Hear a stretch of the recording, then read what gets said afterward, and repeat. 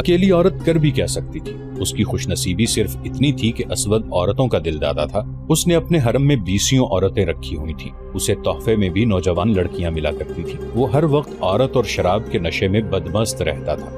رسول اکرم صلی اللہ علیہ وآلہ وسلم کے بھیجے ہوئے قیس بن حبیرہ چوری چھپے سفر کر کے اور بھیس بدل کر صنعاء پہنچے۔ اسود نے صنعاء کو اپنا دارالحکومت بنا لیا تھا۔ ادھر دور بن یحنس ایک مسلمان سردار کے ہاں خط لے کر پہنچ گئے۔ اس مسلمان سردار نے یہ یقین تو دلایا کہ وہ ایسے چند ایک مسلمان سرداروں کو اکٹھا کر لے گا جنہوں نے دل سے اسود کی اطاعت قبول نہیں کی، لیکن اسود کا تختہ الٹنا ممکن نظر نہیں آتا تھا، کیونکہ وہ صرف بادشاہ ہی نہیں، یمن کے باشندے اسے اپنا نبی مانتے تھے۔ قیس بن حبیرہ ایک ایسے ٹھکانے پر پہنچ گئے جہاں رسول کریم صلی اللہ علیہ وآلہ وسلم کے شیدائی مسلمان موجود تھے۔ ان مسلمانوں نے بھی وہی بات کہی جو مسلمان سردار نے کہی تھی، لیکن ان مسلمانوں نے ایسی کوئی بات نہ کہی کہ وہ اس زمین دوز تحریک میں شامل نہیں ہوں گے۔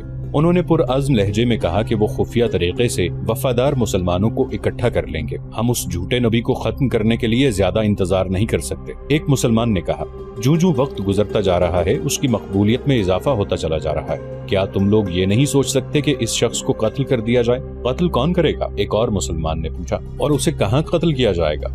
وہ محل کے باہر نکلتا ہی نہیں۔ یہ بھی معلوم ہوا ہے کہ محل کے ارد گرد محافظوں کا بہت بڑا سخت پہرا ہوتا ہے۔ کیا ہم میں سے کوئی آدمی ایسا نہیں جو اسلام کے نام پر اپنی جان قربان کر دے؟ قتل کا مشورہ دینے والے مسلمان نے پوچھا۔ اس طرح جان دینے سے کیا حاصل ہے کہ جسے قتل کرنا ہے اس تک پہنچ ہی نہ سکے؟ اس مسلمان نے کہا، بہرحال ہمیں خفیہ طریقے سے یہ تحریک چلانی ہے کہ کم از کم مسلمان بغاوت کے لیے تیار ہو جائیں۔ اسود انسی نے یمن پر قبضہ کر کے پہلا کام یہ کیا تھا کہ ایران کے شاہی اور دیگر اعلیٰ خاندانوں کے جو ایرانی اس کے ہاتھ چڑھ گئے تھے انہیں اس نے مختلف طریقوں سے ذلیل و خوار کر کے رکھ دیا تھا۔ ان کی حالت زر خرید غلاموں سے بدتر کر دی گئی تھی۔ لیکن اسود کی حکومت میں سب سے بڑی کمزوری یہ تھی کہ اس کے پاس نہ کوئی تجربہ کار سالار تھا، نہ کوئی کاروبار حکومت چلانے والا قابل آدمی تھا۔ یہ خطرہ تو وہ ہر وقت محسوس کرتا تھا کہ مسلمان اس پر حملہ کریں گے۔ وہ خود عسکری ذہن نہیں رکھتا تھا۔ اس کمی کو پورا کرنے کے لیے اسے ایرانیوں کا ہی تعاون حاصل کرنا پڑا۔ اس کے سامنے 3 نام آئے۔ ان میں ایک ایرانی نام قیس بن عبد یغوث کا تھا جو بازان کے وقتوں کا مانا ہوا سالار تھا۔ دوسرے 2 حکومت چلانے میں مہارت رکھتے تھے، ایک تھا فیروز اور دوسرا دازویہ۔ فیروز نے اسلام قبول کر لیا تھا اور وہ صحیح معنوں میں اور سچے دل سے مسلمان تھا۔ اسود نے قیس بن عبد یغوث کو سالار اعلیٰ بنا دیا اور فیروز اور دازویہ کو وزیر مقرر کیا۔ تینوں نے اسود کی وفاداری کا حلف اٹھایا اور اسے یقین دلایا کہ وہ ہر حالت میں اس کے وفادار ہوں گے۔ ایک روز فیروز کہیں باہر گھوم پھر رہا تھا کہ ایک گداگر نے اس کا راستہ روک لیا اور ہاتھ پھیلایا۔ تو مجھے معذور نہیں نظر آتا؟ فیروز نے اسے کہا۔ اگر تو معذور ہے تو تیری معذوری یہی ہے کہ تجھ میں غیرت اور خودداری نہیں۔ تو نے ٹھیک پہچانا ہے۔ گداگر نے اپنا ہاتھ پیچھے کرتے ہوئے کہا، میری معذوری یہی ہے کہ میری غیرت مجھ سے چھن گئی ہے، اور میں دیکھ رہا ہوں کہ تیری بھی یہی معذوری ہے۔ میں نے بھیک کے لیے ہاتھ نہیں پھیلایا، میں اپنی غیرت واپس مانگ رہا ہوں۔ اگر تو پاگل نہیں ہو گیا تو مجھے بتا کہ تیرے دل میں کیا ہے؟ فیروز نے گداگر سے پوچھا۔ میرے دل میں اللہ کے اس رسول کا نام ہے جس کا تو شیدائی ہے۔ گداگر نے فیروز کی آنکھوں میں آنکھیں ڈال کر کہا، اگر اسود انسی کی شراب تیری رگوں میں چلی نہیں گئی تو میں جھوٹ نہیں کہہ رہا کہ تو نے دل پر پتھر رکھ کر اسود کی وزارت قبول کی ہے۔ فیروز نے ادھر ادھر دیکھا۔ وہ سمجھ گیا کہ یہ مدینہ کا مسلمان ہے، لیکن اسے یہ بھی خطرہ محسوس ہوا کہ یہ اسود کا کوئی مخبر بھی ہو سکتا ہے۔ مت گھبرا فیروز، گداگر نے کہا، میں تجھ پر اعتبار کرتا ہوں، تو مجھ پر اعتبار کر۔ میں تجھ کو اپنا نام بتا دیتا ہوں، قیس بن حبیرہ۔ مجھے رسول اللہ صلی اللہ علیہ وآلہ وسلم نے بھیجا ہے۔ کیا تو سچ کہتا ہے کہ رسول اللہ صلی اللہ علیہ وآلہ وسلم نے تجھے میرے پاس بھیجا ہے؟ فیروز نے اشتیاق سے پوچھا۔ نہیں، قیس نے کہا، رسول اللہ صلی اللہ علیہ وآلہ وسلم نے یہ کہا تھا کہ وہاں چلے جاؤ، اللہ کے سچے بندے مل جائیں گے۔ تجھے کس نے کہا ہے کہ میں سچا مسلمان ہوں؟ فیروز نے پوچھا۔ اپنے رسول صلی اللہ علیہ وآلہ وسلم کا نام سن کر رسالت کے شیدائیوں کی آنکھوں میں جو چمک پیدا ہو جاتی ہے وہ میں نے تیری آنکھوں میں دیکھی ہے، قیس نے کہا۔ تیری آنکھوں میں چمک کچھ زیادہ ہی آ گئی ہے۔ فیروز نے قیس سے کہا کہ وہ چلا جائے۔ اس نے قیس کو ایک اور جگہ بتا کر کہا کہ کل سورج غروب ہونے سے پہلے وہ وہاں بیٹھا گداگری کی صدائیں لگاتا رہے۔ اگلی شام فیروز اس جگہ سے گزرا جو اس نے قیس بن حبیرہ کو بتائی تھی۔ فیروز کے اشارے پر قیس گداگروں کے انداز سے اٹھ کر فیروز کے پیچھے پیچھے ہاتھ پھیلا کر چل پڑا۔ رسول خدا صلی اللہ علیہ وآلہ وسلم تک پیغام پہنچا دینا کہ آپ صلی اللہ علیہ وآلہ وسلم کے نام پر جان قربان کرنے والا ایک آدمی اسود انسی کے سائے میں بیٹھا ہے۔ فیروز نے چلتے چلتے ادھر ادھر دیکھے بغیر دھیمی سی آواز میں کہا، اور میں حیران ہوں کہ اتنی جنگی طاقت کے باوجود रसूल अल्लाह सल्लल्लाहु अलैहि वआलिहि वसल्लम ने यमन पर हमला क्यों नहीं किया? हरकल का लश्कर उर्दुन में हमारे सर पर खड़ा है। कैस ने कहा, हमारा लश्कर रूमियों पर हमला करने जा रहा है। क्या हम 2 आदमी पूरे लश्कर का काम नहीं कर सकेंगे? क्या तूने ये सोचा है कि 2 आदमी क्या कर सकते हैं? फिरोज ने पूछा। कत्ल, कैस ने जवाब दिया और कहने लगा, मुझसे ये न पूछना कि असवद को किस तरह कत्ल किया जा सकता है। क्या तूने अपने चचा की बेटी आजाद को दिल से उतार दिया है? फिरोज चलते चलते रुक गया। उसके चेहरे पर कुछ और ही तरह की रौनक आ गई, जैसे खून अचानक उबल पड़ा हो। तूने मुझे रोशनी दिखा दी है, उसने कहा। कत्ल के सिवा कोई और रास्ता नहीं। मेरी चचाजाद बहन का नाम लेकर तूने मेरा काम आसान कर दिया है। ये काम मैं करूंगा, तू अपना काम करता रहे। जा कैस, जिंदा रहे तो मिलेंगे। मुअर्रिखों ने लिखा है कि फिरोज के दिल में असवद की जो नफरत दबी हुई थी वो उभर कर सामने आ गई। उसने असवद अंसी के ईरानी सालार कैस बिन अब्द यगूस और दाजविया को अपना हमराज बना लिया। असवद का कत्ल एक वजीर के लिए भी आसान नहीं था जो उसके साथ रहता था। असवद के मुहाफिज उसे हर वक्त अपने नरगे में रखते थे। सोच सोच कर उन तीनों ईरानियों ने यह फैसला किया कि आजाद को इस काम में शरीक किया जाए, लेकिन कत्ल आजाद के हाथों न कराया जाए। आजाद तक रसाई आसान नहीं थी। असवद को शक हो गया था कि तीनों ईरानी उसे दिल से पसंद नहीं करते। उसने इन पर भरोसा कम कर दिया था। आजाद और फिरोज की वैसे भी कभी मुलाकात नहीं हुई थी। आजाद तक पैगाम पहुंचाने के लिए औरत ही की जरूरत थी। एक वजीर के लिए ऐसी औरत का हुसूल मुश्किल नहीं था। फिरोज ने महल की एक उधेड़ उम्र औरत को अपने पास बुलाया। वो भी मुसलमान थी। फिरोज ने उसे कहा कि वो उसे अपने घर में रखना चाहता है। अगर वो पसंद करे तो वो उसे अपने यहाँ ला सकता है। फिरोज ने उसे कुछ लालच दिया। एक ये था कि उससे इतना ज्यादा काम नहीं लिया जाएगा जितना अब लिया जाता है। वो औरत मान गई। फिरोज ने उसी रोज उसे अपने यहाँ बुला लिया। एक रोज आजाद अकेली बैठी थी। वो हर वक्त जलती और कुड़ती रहती थी। उसे कोई राह फरार नजर नहीं आती थी।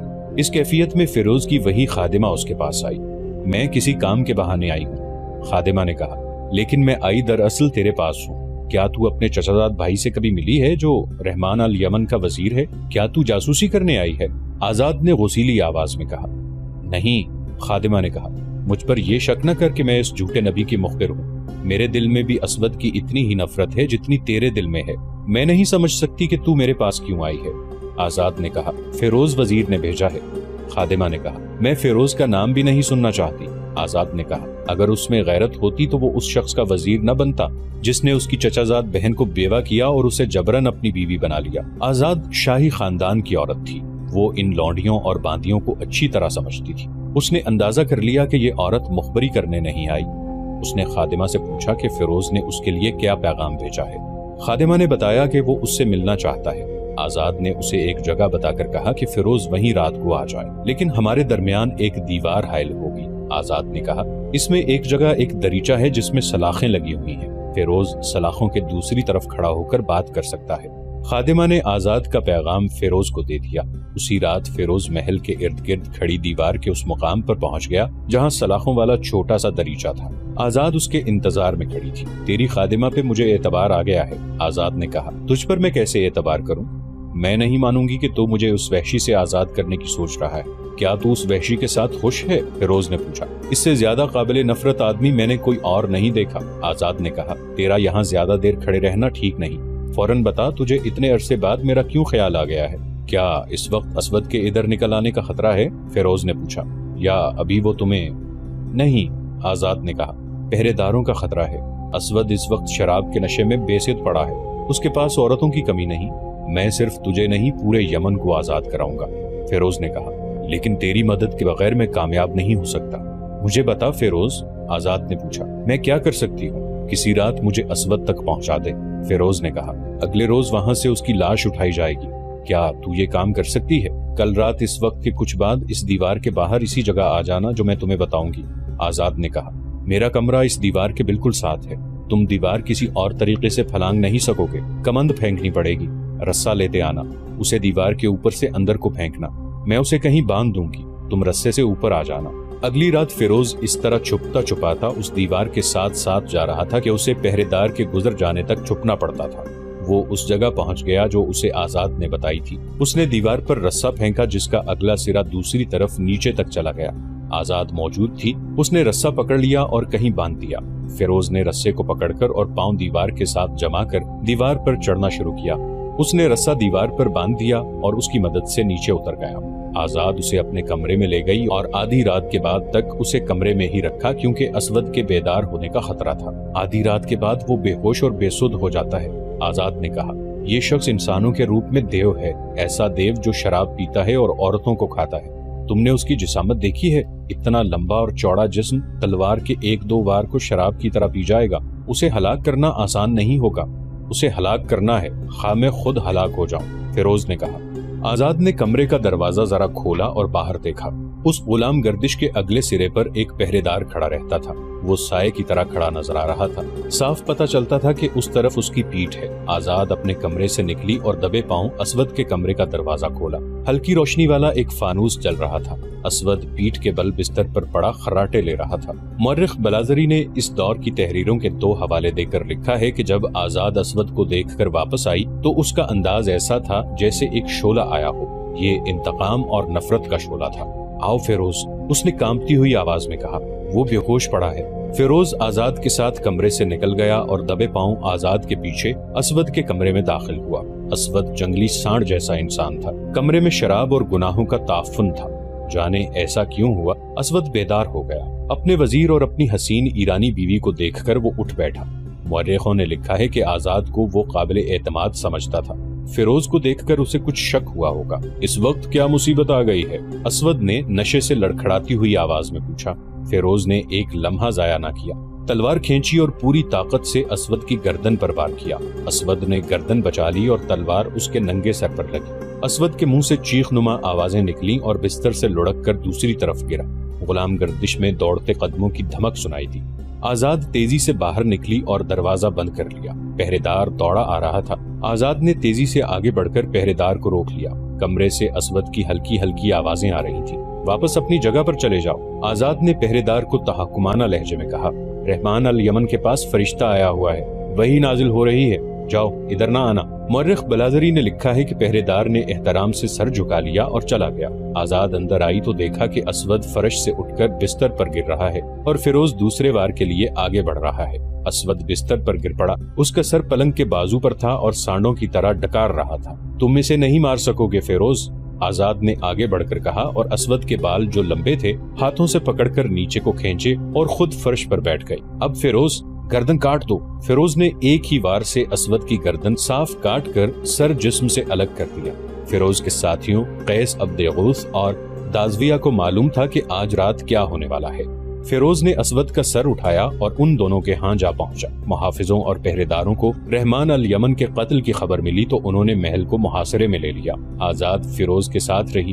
محل میں بھگدڑ مچ گئی۔ حرم کی عورتوں کا ہجوم چیختا چلاتا باہر کو بھاگا۔ ادھر رسول اللہ صلی اللہ علیہ وآلہ وسلم کے بھیجے ہوئے قیس بن حبیرہ اور دبر بن یحنس سرکردہ مسلمانوں کو بغاوت پر آمادہ کر چکے تھے اور دن رات زمین دوز سرگرمیوں سے مسلمانوں کے حوصلے بحال کر چکے تھے۔ اگلی صبح صادق میں کچھ وقت باقی تھا۔ محل کی چھت سے اذان کی آواز بلند ہوئی۔ لوگ حیران ہوئے کہ محل میں اذان۔ لوگ محل کی طرف دوڑے۔ اسود کی فوج حکم کی منتظر تھی، لیکن حکم دینے والا قیس عبد یغوث تھا۔ وہی سپہ سالار تھا۔ اس نے فوج کو باہر نہ آنے دیا۔ اسود کا سر محل کے باہر لٹکا دیا گیا۔ محل کی چھتوں سے للکار بلند ہو رہی تھی۔ ہم گواہی دیتے ہیں کہ محمد صلی اللہ علیہ وآلہ وسلم اللہ کے رسول ہیں اور اسود انسی کذاب ہے۔ اسود کے پیروکاروں پر خوف طاری ہو گیا اور مسلمان مسلح ہو کر نکل آئے اور انہوں نے یمنیوں کو قتل کرنا شروع کر دیا۔ مصر کے مشہور صحافی اور سابق وزیر معارف محمد حسن ہیکل نے اپنی کتاب ابو بکر رضی اللہ عنہ صدیق اکبر میں فیروز کی زبانی ایک روایت پیش کی ہے۔ فیروز نے کہا تھا، اسود کو قتل کر کے ہم نے وہاں کا انتظام پہلے کی طرح رہنے دیا، یعنی جس طرح اسود کے تسلط سے پہلے تھا۔ ہم نے قتل کے بعد پہلا کام یہ کیا کہ معاذ رضی اللہ عنہ بن جبل کو واپس بلایا کہ وہ ہمیں باجماعت نماز پڑھائیں۔ ہم بے انتہا خوش تھے کہ ہم نے اسلام کے اتنے بڑے دشمن کو ختم کر دیا ہے، لیکن اچانک اطلاع ملی کہ رسول خدا صلی اللہ علیہ وآلہ وسلم وصال فرما گئے ہیں۔ اس خبر سے یمن میں ابتری سی پھیل گئی۔ فیروز کو مسلمانوں نے صنعاء کا حاکم مقرر کر دیا۔ یہ واقعہ مئی 632 عیسوی کا ہے۔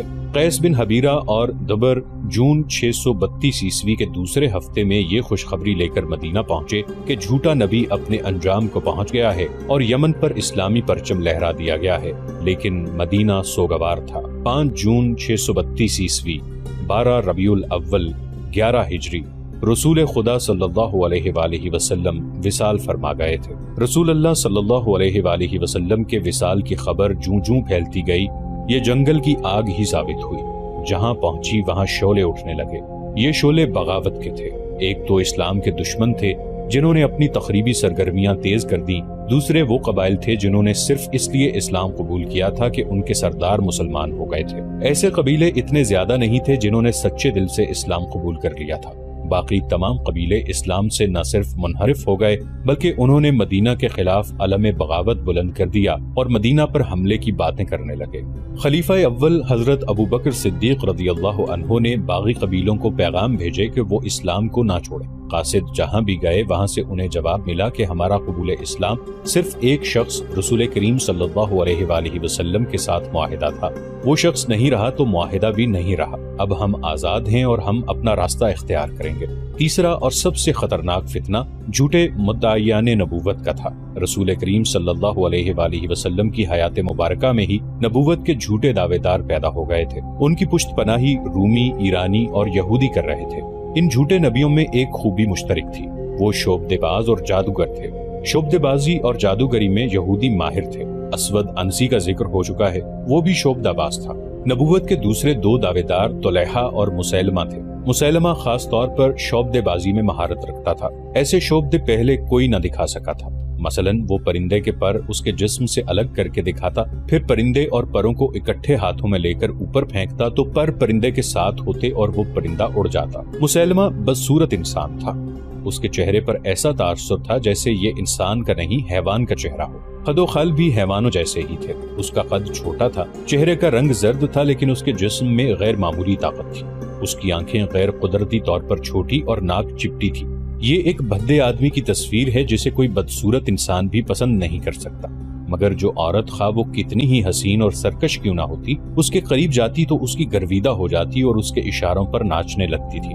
مسیلمہ نے رسول اللہ صلی اللہ علیہ وآلہ وسلم کی زندگی میں ہی نبوت کا دعویٰ کیا تھا اور دو قاصدوں کے ہاتھ ایک خط ان الفاظ میں لکھا تھا: مسیلمہ رسول اللہ کی جانب سے، محمد رسول اللہ کے نام، آپ پر سلامتی ہو، بادہ واضح ہو کہ میں رسالت میں آپ کا شریک بنایا گیا ہوں، لہٰذا نصف زمین میری ہے اور نصف قریش کی، مگر قریش انصاف نہیں کر رہے۔ رسول اکرم صلی اللہ علیہ وآلہ وسلم نے خط پڑھا اور قاصدوں سے پوچھا کہ مسیلمہ کے اس عجیب و غریب پیغام کے متعلق ان کی کیا رائے ہے؟ ہم وہی کہتے ہیں جو خط میں لکھا ہے، ایک قاصد نے جواب دیا۔ خدا کی قسم، رسول اللہ صلی اللہ علیہ وآلہ وسلم نے کہا، اگر قاصدوں کے قتل کو میں روا سمجھتا تو تم دونوں کے سر تن سے جدا کر دیتا۔ آپ صلی اللہ علیہ وآلہ وسلم نے مسیلمہ کو اس خط کے جواب میں لکھوایا: بسم اللہ الرحمن الرحیم، محمد رسول اللہ صلی اللہ علیہ وآلہ وسلم کی جانب سے، مسیلمہ کذاب کے نام، زمین اللہ کی ہے، وہ اپنے متقی بندوں میں سے جسے چاہتا ہے اس کا وارث بنا دیتا ہے۔ اس کے بعد مسیلمہ کو سب کذاب کہنے لگے اور اسلام کی تاریخ نے بھی اسے مسیلمہ کذاب ہی کہا ہے۔ رسول خدا صلی اللہ علیہ وآلہ وسلم ان دنوں بستر علالت پہ تھے۔ آپ صلی اللہ علیہ وآلہ وسلم نے ضروری سمجھا کہ جس شخص نے یہ جسارت کی ہے کہ رسول کریم صلی اللہ علیہ وآلہ وسلم سے زمین کا مطالبہ کر دیا ہے، اس کی سرگرمیوں اور لوگوں پر اس کے اثرات کو فوراً ختم کیا جائے۔ آپ صلی اللہ علیہ وآلہ وسلم کی نگاہ ایک شخص نہار الرجال پر پڑی۔ اس شخص نے اسلام قبول کر کے دین کی تعلیم حاصل کی تھی، قرآن کی آیات پر اسے عبور حاصل تھا اور وہ عالم و فاضل کہلانے کے قابل تھا۔ رسول مقبول صلی اللہ علیہ وآلہ وسلم نے اسے بلا کر ہدایات دیں کہ وہ یمامہ چلا جائے اور لوگوں کو اسلامی تعلیم دے۔ آپ صلی اللہ علیہ وآلہ وسلم نے الرجال کو اچھی طرح سمجھایا کہ مسیلمہ کے اثرات زائل کرنے ہیں تاکہ خون خرابے کے بغیر ہی یہ شخص گمنام اور اس کا دعویٰ بے اثر ہو جائے۔ رسول اللہ صلی اللہ علیہ وآلہ وسلم کے حکم کی تعمیل میں الرجال روانہ ہو گیا۔ مسیلمہ بن حبیب، جو مسیلمہ کذاب کے نام سے مشہور ہوا تھا، رات کو اپنے دربار میں بیٹھا تھا۔ شراب کا دور چل رہا تھا۔